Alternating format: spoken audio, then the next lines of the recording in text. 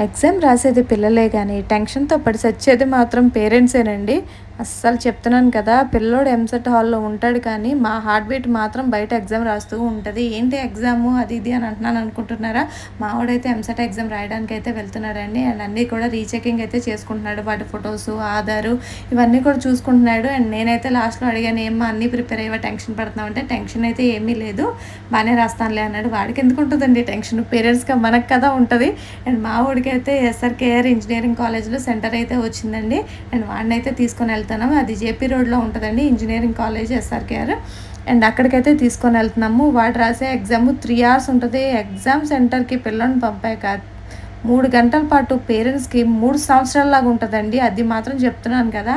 Full guarantee. అసల full టెన్షన్‌గా ఉంటది మనకైతే. పేరెంట్స్‌కి యాక్చువల్‌గా చెప్పాలంటే పిల్లలేమో ఈజీగా ఉంటారు. పర్వాలేదులే అంటారు గానీ, పేరెంట్స్‌కి మాత్రం బయట యాంగ్జైటీ రౌండ్స్ కొడతారనమాట. మామూలుగా కాదు. అండ్ మా వోడినైతే దింపేసి వచ్చేసామనమాట. అండ్ 2-5 కదా! అండ్ 5కి వచ్చాము. అండ్ తిరిగి చూసేసరికి అందరూ పిల్లలు కూడా వచ్చేస్తున్నారు. అండ్ మా వోడు కూడా వచ్చేసాడు. పేరెంట్స్ టెన్షన్‌కి మార్క్స్ ఉంటే మాత్రం అండి మనమే స్టేట్ ఫస్ట్. అంతే కదా! ఏమంటారు? ఒకవేళ నిజమే అయితే గనక